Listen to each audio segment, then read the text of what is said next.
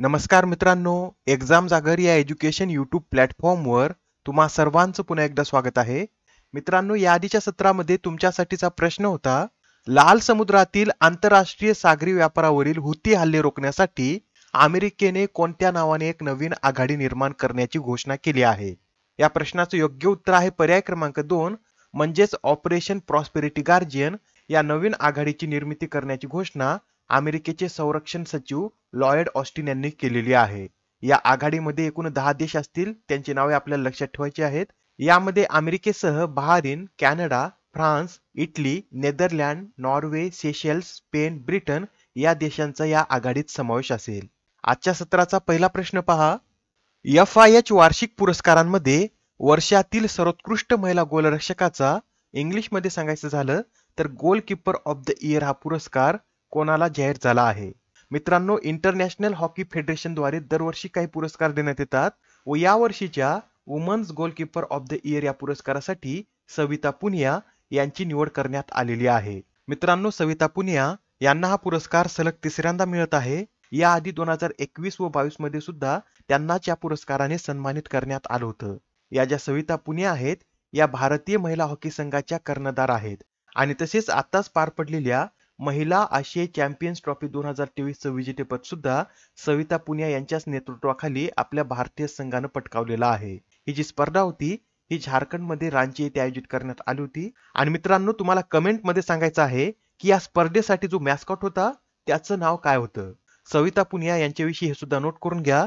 त्यांना 2018 मध्ये अर्जुन पुरस्कारानेही सन्मानित करण्यात आलं होतं. याबरोबरच FIH चे जे इतर पुरस्कार आहेत ते सुद्धा आपण पाहून घेऊया.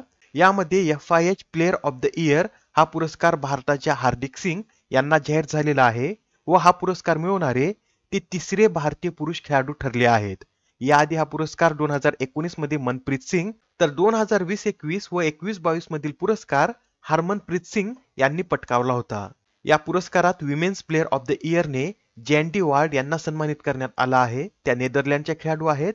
तसेच नेदरलँडच्या स्पिरमिन ब्लॅक यांना men's goalkeeper of the year या पुरस्काराने सन्मानित करण्यात आला आहे. Men's rising star of the year हा पुरस्कार गॅस्पर झेवियर यांनी पटकावला आहे. Women's rising star of the year Teresa Lima, coach of the year Andre Henning, coach of the year female Alison Annan, umpire of the year Ben Gondgen आणि umpire of the year female या पुरस्काराने आयाना मॅकक्लेन यांना सन्मानित करण्यात आला आहे. प्रश्न क्रमांक 2. मित्रांनो, जोड्या लावा असा हा प्रश्न आहे. यामध्ये एका साईडला 2023च्या द्रोणाचार्य पुरस्कार विजेत्यांची नावे असून दुसऱ्या साईडला खेळांची नावे दिली आहेत. आपल्याला यात हेच ओळखायचं आहे की हे जे प्रशिक्षक आहेत हे कोणत्या खेळाशी संबंधित आहेत. यातील पहिलं नाव पहा, ललित कुमार. आता हे जे ललित कुमार आहेत हे कुस्ती या खेळाशी संबंधित आहेत, तर RB रमेश हे बुद्धिबळ या खेळाशी संबंधित आहेत. हे जे महावीर प्रसाद सेनी आहेत हे एक पॅरा ॲथलेटिक्स प्रशिक्षक आहेत व गणेश प्रभाकर देवरुखकर हे मल्लखांब प्रशिक्षक आहेत. म्हणजे या प्रश्नाचं योग्य उत्तर काय असेल तर पर्याय क्रमांक 3 हे या प्रश्नाचं योग्य उत्तर आहे. मित्रांनो, एक्झाम मध्ये अशा पद्धतीचेही प्रश्न विचारण्यात येतात.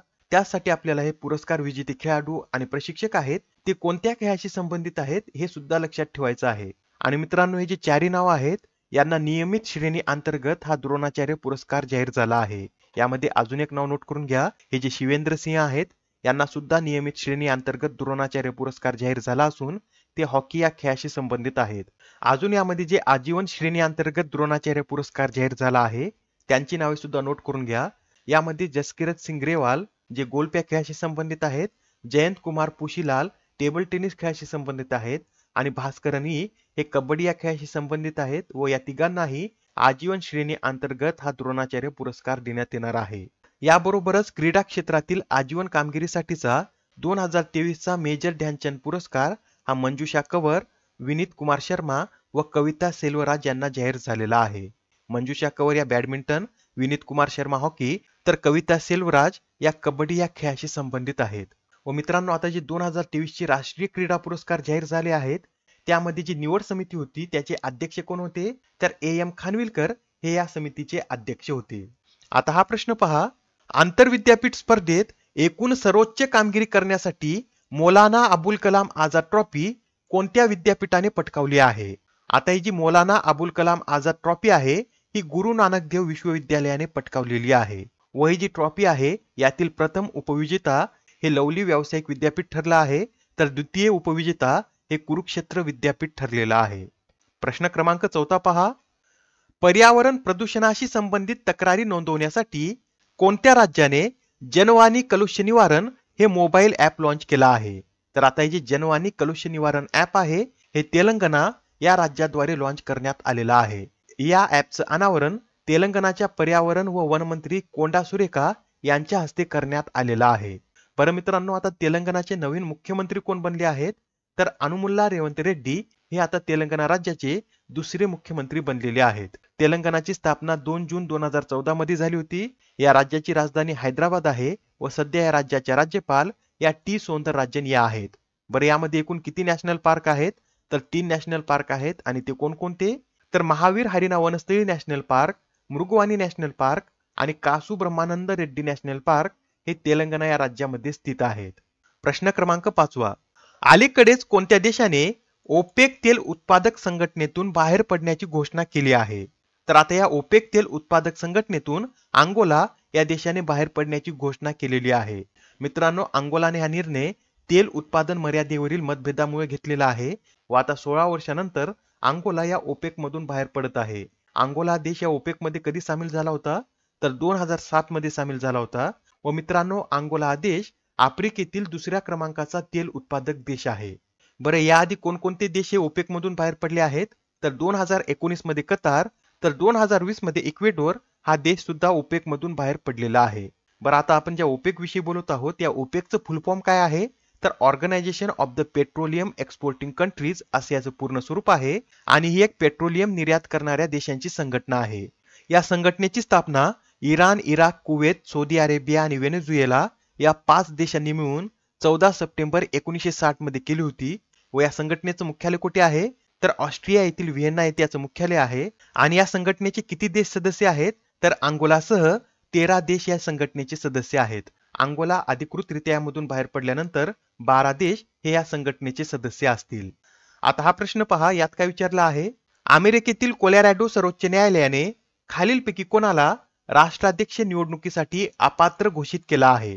या प्रश्नाचं योग्य उत्तर आहे पर्याय क्रमांक 1 म्हणजेच डोनाल्ड ट्रम्प यांना आता कोलोरॅडो सर्वोच्च न्यायालयाने राष्ट्राध्यक्ष निवडणुकीसाठी अपात्र घोषित केलेला आहे. मित्रांनो, याआधी जो बायडन अमेरिकेचे राष्ट्राध्यक्ष बनल्यानंतर व्हाईट हाऊसवर जो हल्ला करण्यात आला होता त्यामध्ये दोषी ठरवून डोनाल्ड ट्रम्प यांना राष्ट्राध्यक्ष निवडणुकीसाठी अपात्र घोषित केलेला आहे. कोणत्या सर्वोच्च न्यायालयाने? तर कोलोरॅडो राज्यातील सर्वोच्च न्यायालयाने हा निर्णय दिलेला आहे. आणि मित्रांनो, यामधील अत्यंत महत्वाचा पॉइंट म्हणजे अमेरिकेच्या राज्यघटनेच्या 14व्या घटना दुरुस्तीच्या कलम 3 अंतर्गत राष्ट्रपती पदाच्या उमेदवाराला अपात्र घोषित करण्याची ही पहिलीच वेळ आहे. त्यासाठी हा प्रश्न अत्यंत महत्वपूर्ण असून येणाऱ्या एक्झाम मध्ये 100% तुम्हाला यावर प्रश्न पाहण्यास मिळेल. प्रश्न क्रमांक 7. अलीकडे चर्चेत असलेल्या साक्षी मलिक या कोणत्या खेळाशी संबंधित आहेत? आता या ज्या साक्षी मलिक आहेत या कुस्ती या खेळाशी संबंधित आहेत. बरं, सध्या त्या चर्चेमध्ये का आल्या आहेत? तर ब्रिजभूषण सिंग यांच्या निकटवर्तीय असलेले संजय सिंग यांची भारतीय कुस्ती संघटनेच्या नवीन अध्यक्षपदी निवड झाल्यामुळे साक्षी मलिक यांनी कुस्तीतून निवृत्ती जाहीर केली. त्यासाठी त्या सध्या चर्चेमध्ये आलेल्या आहेत. साक्षी मलिक यांच्याविषयी हे सुद्धा लक्षात ठेवा, ऑलिम्पिक पदक मिळवणाऱ्या त्या भारताच्या पहिल्याच महिला कुस्तीपटू होत्या. त्यांनी 2016 मध्ये कांस्य पदक पटकावलेलं आहे व 2022च्या बर्मिंगहम कॉमनवेल्थ गेम मध्ये त्यांनी सुवर्ण पदक पटकावलं होतं. त्यांना 2017 मध्ये पद्मश्री व 2016 मध्ये मेजर ध्यानचंद खेलरत्न पुरस्काराने सन्मानित करण्यात आलं होतं. प्रश्न क्रमांक 8. नुकत्याच पार पडलेल्या युरोपियन ब्लिट्स बुद्धिबळ स्पर्धेचं विजेतेपद कोणी पटकावलं आहे? तर आता ही जी युरोपियन ब्लिट्स बुद्धिबळ स्पर्धा आहे याचं विजेतेपद भारतीय वंशाच्या 8 वर्षीय बोधना शिवानंदन यांनी पटकावलेलं आहे व याबरोबरच त्या या स्पर्धा जिंकणाऱ्या सर्वात लहान खेळाडू ठरल्या आहेत. मित्रांनो, त्यांच्या या कामगिरीसाठी युरोपियन चॅम्पियनशिप मधील सुपर टॅलेंटेड महिला खेळाडू हा पुरस्कार सुद्धा बोधना शिवानंदन यांना देण्यात आलेला आहे. नेक्स्ट क्वेश्चन पहा. नॅशनल जिओलॉजी डेटा रिपॉझिटरी पोर्टलचे अनावरण कोणाच्या हस्ते करण्यात आले? या प्रश्नाचं योग्य उत्तर आहे पर्याय क्रमांक 4 म्हणजेच प्रल्हाद जोशी यांच्या हस्ते या नॅशनल जिओलॉजी डेटा रिपॉझिटरी पोर्टलचं अनावरण करण्यात आलेलं आहे. मित्रांनो, भारतीय भूविज्ञान सर्वेक्षणची स्थापना कधी करण्यात आली होती? तर 1851 मध्ये प्रामुख्याने रेल्वेसाठी कोळशाचे साठे शोधण्यासाठी या भारतीय भूवैज्ञानिक सर्वेक्षणाची स्थापना करण्यात आली होती. आजच्या सत्रामधील शेवटचा प्रश्न पहा. दरवर्षी राष्ट्रीय गणित दिवस कधी साजरा केला जातो? तर आता हा जो राष्ट्रीय गणित दिवस आहे हा दरवर्षी 22 डिसेंबर रोजी साजरा केला जातो. व हा दिवस 22 डिसेंबर रोजीच का साजरा केला जातो? तर 22 डिसेंबर 1887 रोजी मद्रास प्रेसिडेन्सीमध्ये श्रीनिवास रामानुजन यांचा जन्म झाला होता व त्यांच्या स्मृतीप्रित्यर्थ हा दिवस दरवर्षी 22 डिसेंबर रोजी साजरा केला जातो. हा दिवस साजरा करण्याची घोषणा डॉक्टर मनमोहन सिंग यांनी 26 फेब्रुवारी 2012 रोजी केली होती व तेव्हापासून हा दिवस साजरा करण्यात येत आहे.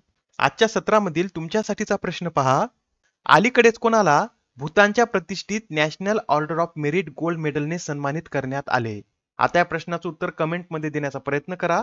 उत्तर चुकलं तरी काय हरकत नाही, कारण ज्यावेळेस तुम्हाला या प्रश्नाचं योग्य उत्तर माहित होतं त्यावेळेस हा प्रश्न तुमच्या दीर्घकाळापर्यंत लक्षात राहतो. तर आता पुढच्या सत्रामध्ये पुन्हा भेटूया. धन्यवाद.